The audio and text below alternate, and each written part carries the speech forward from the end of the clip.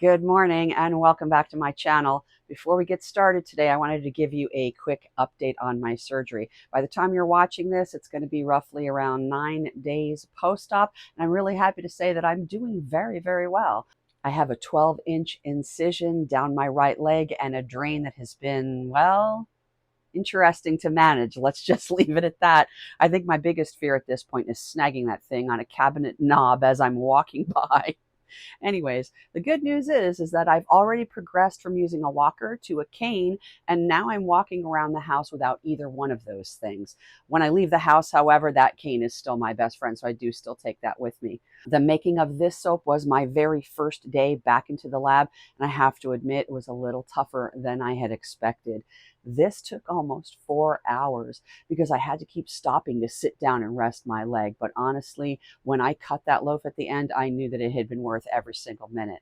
I also want to give full credit to Earth to Body Artisan soaps for inspiring the design concept behind this soap. I don't know her, but I will link the website and the socials all down in the description box below.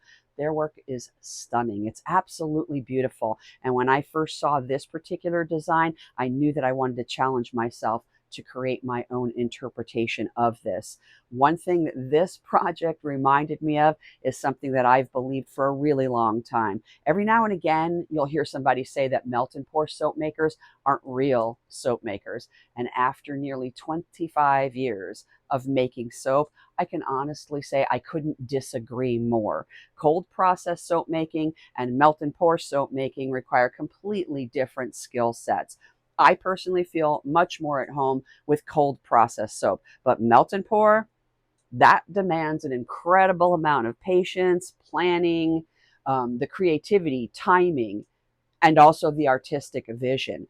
Cold process soap is definitely my comfort zone, but melt and pour always pushes me creatively in ways that really surprise me. Every time I work with it, I'm reminded just how much talent it takes to create something that's truly beautiful. So today there won't be any voiceover teaching, just some relaxing music, the creative process from start to finish, and hopefully a little inspiration along the way. I hope you enjoy watching it just as much as I enjoyed creating it. And when you're finished watching, I'd love to hear your thoughts down in the description box and in the comments. Did I do okay?